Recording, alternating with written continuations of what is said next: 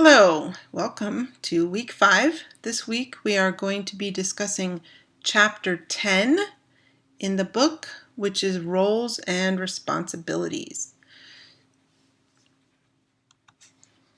Roles and Responsibilities Developing the Team. So the key parts of the chapter are what are different company roles associated with game development. We're going to talk about development studios, publishers, licensors, manufacturers. And then what are the individual team roles inside of a development studio, basically, and the responsibilities associated with those different roles. And then I'll tell you about some tools that you can use in order to design games. So we'll first talk about company roles. So the first role is a developer, or the development studio. These are the people who create the game. They come up with a concept, they create a prototype. What a prototype is proof of concept, basically. You're showing that you're able to do what you say you're going to do with just making a little piece of the game. And then they come up with the final product. Next we have publisher. The publisher is the entity that funds and markets and distributes the game. So the publisher might be in-house, in which case the development company has a publisher who markets the game for them and funds the game. Or you could have just a separate publishing company that maybe a third-party developer goes to, or an independent developer goes to, and then if they decide to publish your game, they give you money in order to get it done. A third-party developer is when a publisher hires an outside developer to create the game. So that's where you don't have a single company that has both a developer and a publisher in it together. You have a publisher by itself, and then they find developers to create games. Next we have the manufacturer. Now this is the manufacturer of the hardware. So it has nothing really to do with the game. It has to do with the hardware or the platform of the game. So they would create arcade machines, they would build consoles, they would make computers, handheld or mobile devices. A lot of console manufacturers are also the developer companies, but you might have computers that are non-proprietary, and so the manufacturer is a computer, and then all sorts of people create games for that platform. Finally, we have what's called a licensor. A licensor is somebody who you need, it's kind of a lawyer who you need in order to get permission to create a game that is adapted from some other copyrighted material. So say you want to make a game based on Disney characters. Well, you'd have to get the license from Disney in order to use those characters. So this can be something very, very expensive. If you don't have a lot of money, you might not want to have to go this way with a licensor.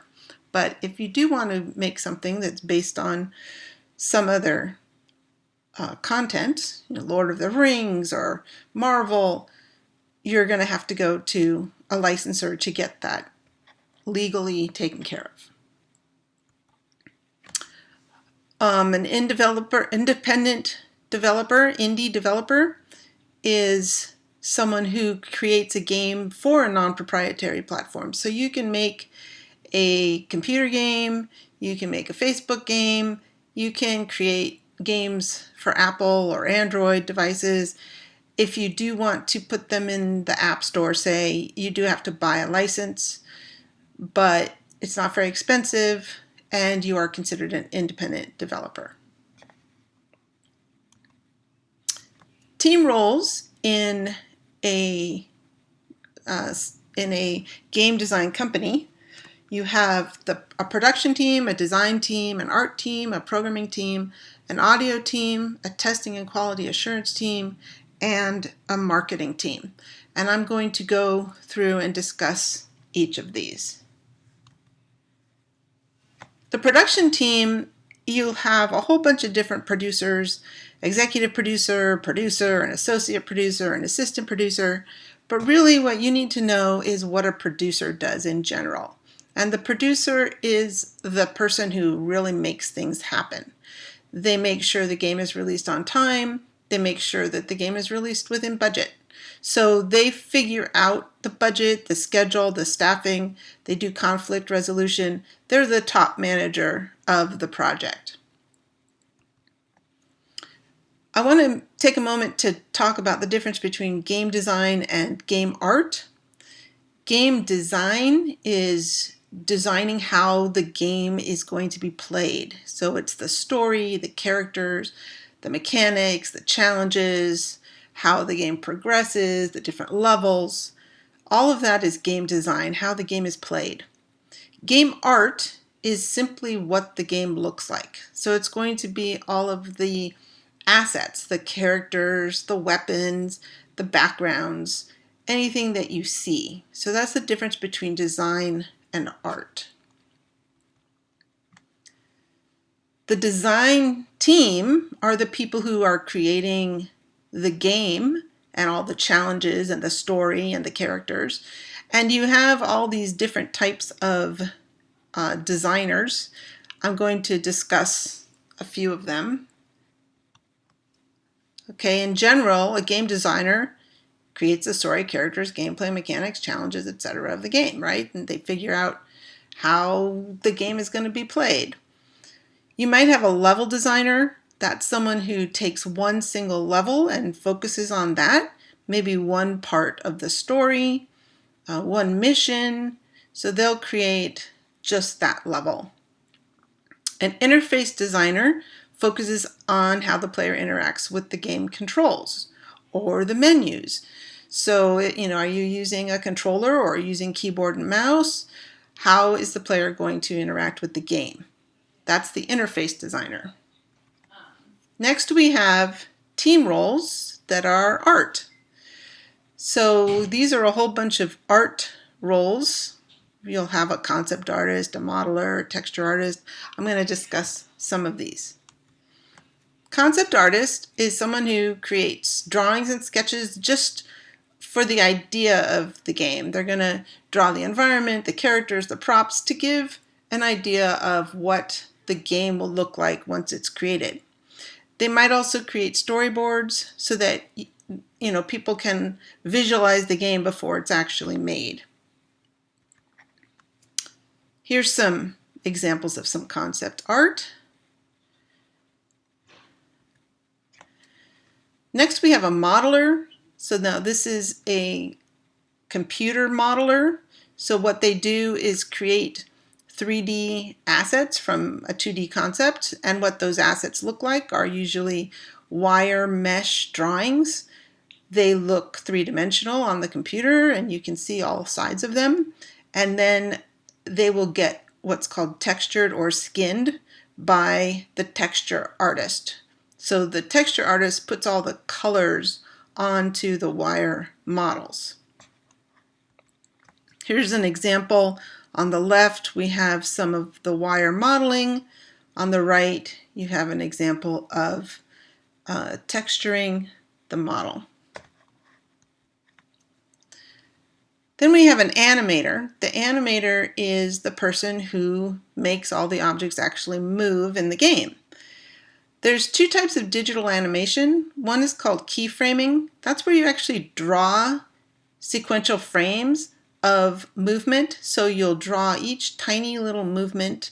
Each drawing is a little bit different, and then when you run them all together, it looks like it's moving. And this is how animation in movies had been done for years and years and years.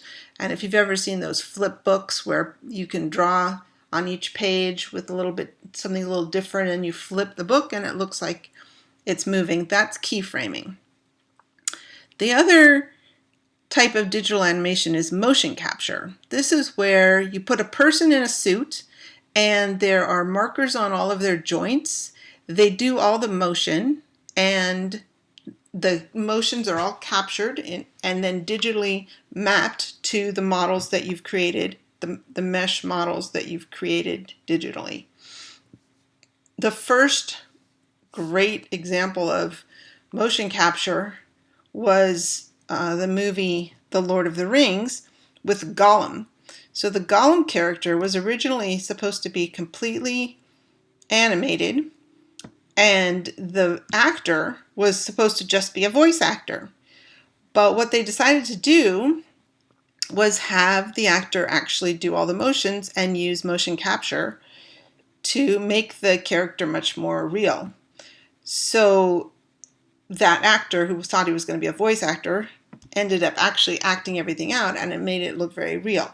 And they used this in games. They had used this in games for quite a while, and they started using it in movies. And now we've seen that in a lot of movies. In The Hobbit with the dragon, in Beauty and the Beast with the beast. A lot of motion capture is used, but that again started with games motion capture and then has moved into the way that they do a lot of animation in film as well. Here's an example or a picture of somebody in a motion capture suit. They usually put them in front of a green screen, and you can capture all of their movements and then map that to the digital models.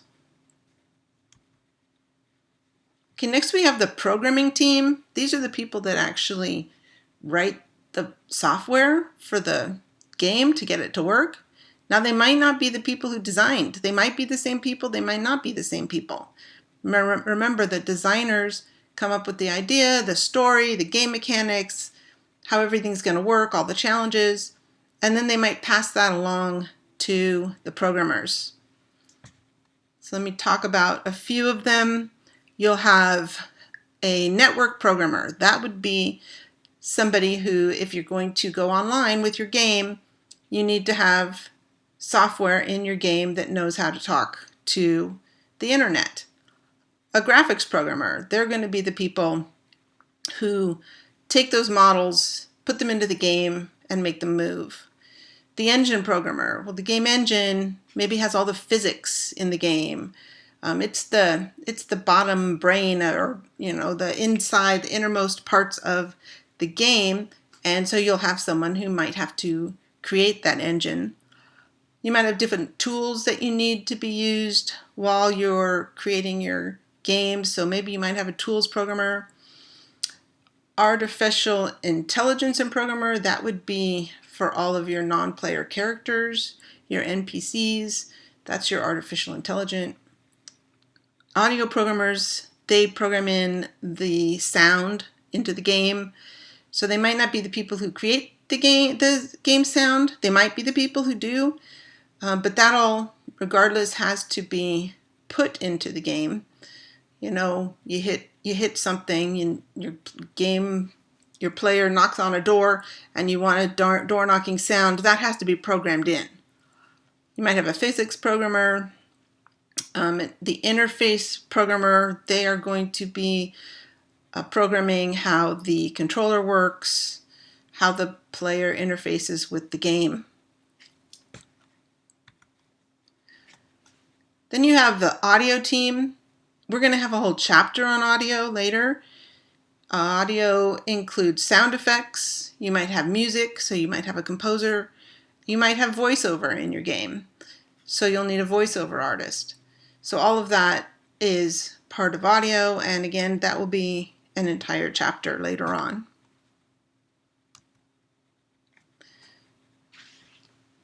Let me talk about testing versus quality assurance. So testing is specifically finding errors in your program.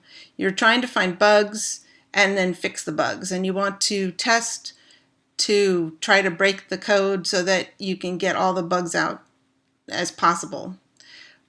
Quality assurance, on the other hand, is making sure that the standards and procedures are followed during the game development.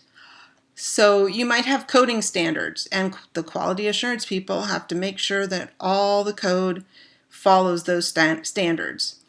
You'll have a design, and then you'll have a final product. And the quality assurance people will make sure that the final project actually matches the design. So that's what quality assurance is. It's actually assuring the quality of the project. So very different from testing. There are two types of testing. We have black box testing. This is somebody who doesn't see the code. You just are trying to break the game. So pushing every button, hitting everything, trying to find errors in the game. As opposed to white box testing, where the tester can see the code. Usually that's the programmer. They can use a debugger, which lets them see the code and actually trace through and see what's happening with the code. You find errors right away and can fix them. So on the testing and quality assurance teams, you might have a testing manager, a lead tester. You might have compatibility and format testers, production and quality assurance regression testers, all of this, playability, usability, and beta testers. Beta testers are often people who are just out in the public that they get to test the game. They will be doing black box testing and just trying to find any errors before the game gets released to everybody. And focus testers, that's where you focus on a specific type of person. So maybe a certain age or a certain type of player or something to see what they think of the game. Then we have marketing. Marketing is usually very separate from the development team. They bring the game to the public. There are different marketing facets, including promotion, sales, advertising, public relations, and community management. And we will discuss marketing at the end of the semester when we talk about Chapter 12. Some programming tools that you might use when you are creating games. One is an IDE, which is an integrated development environment. This is where you're using a programming language, and within that development environment, you have an editor, a compiler, a debugger, all in one place. And that's what usually people like to use when they're developing software. You might have an API or an application programming interface where all the underlying functionality is built in. This might be where you already have a game engine that's created and you're able to build on top of that. You might have a SDK or software development kit. This is where the programming language comes with a library of already built-in functions. Java comes with a software development kit. Popular programming languages that are used for game development are Java and C++. You can also use HTML5. There are C#. There are other languages that people use for game development, but those are the two most common. Some tools that you might use for game design. You can use a level designer. Sometimes those come in the game and you're able to create levels, more levels for a game that you've been playing. One tool is called GameMaker Studio. We're going to be using that tool. I'm going to show you I'll have you use GameMaker Studio and do some of the tutorials for that. Another one is Unity, which I will also have you do a tutorial for. But there are others: CryEngine, RPG Maker, Torque 3D, Game Salad. There's a whole lot of tools out there that allow you to create games. Also, there are some tools for art.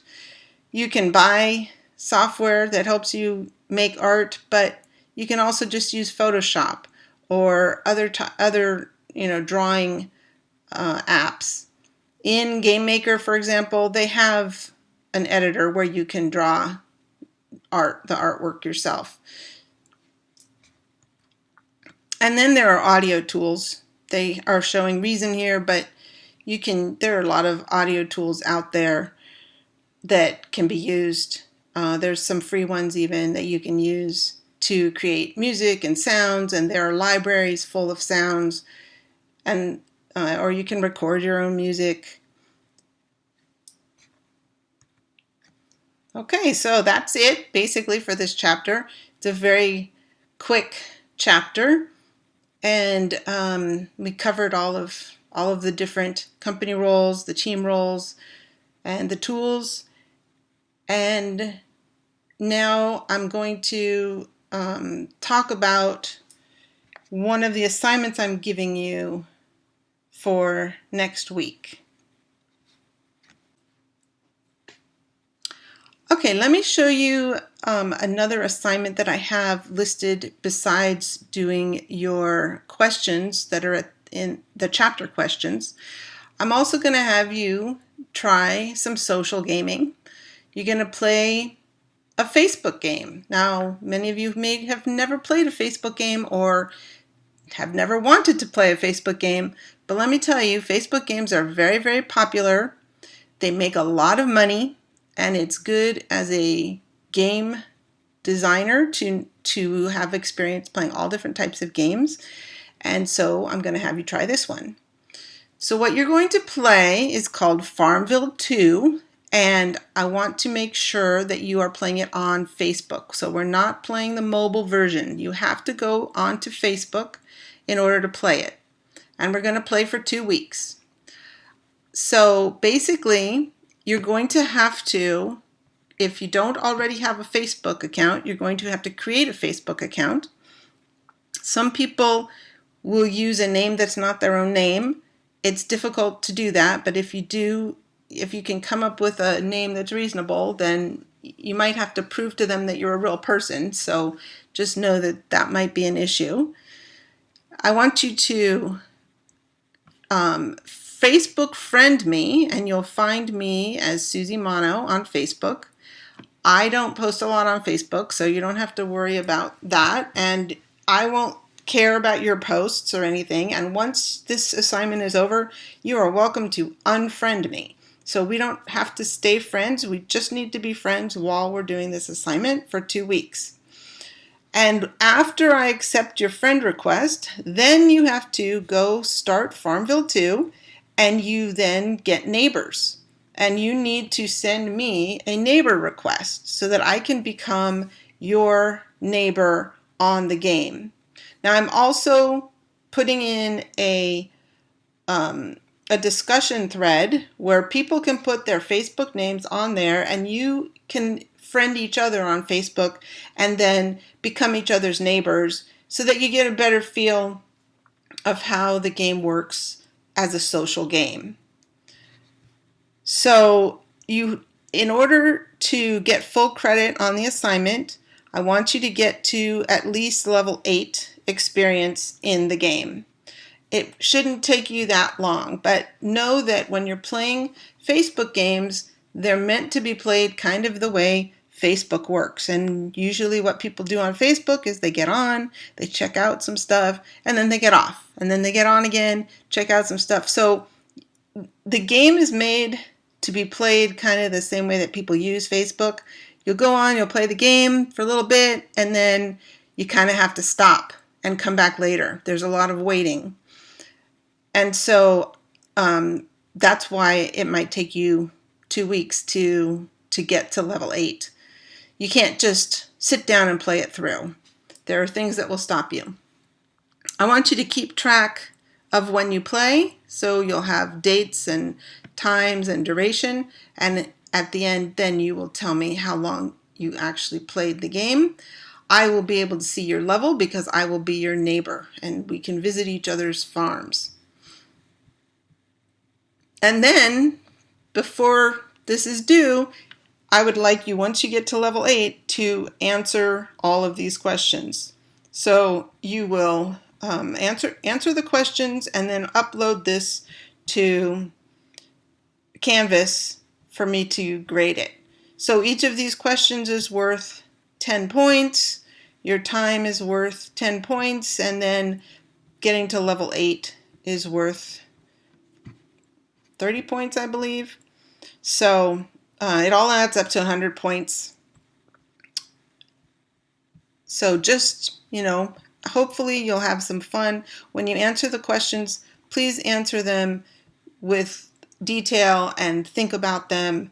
I don't want just 2 words. I want you to actually play this game like you're a game designer and really look at why the game works the way it does, and try to have fun. Okay, that's it for this week. Watch the other videos that I've also posted that are extra credit videos. Make sure you do all the homework, and have a great week, and I'll talk to you next week.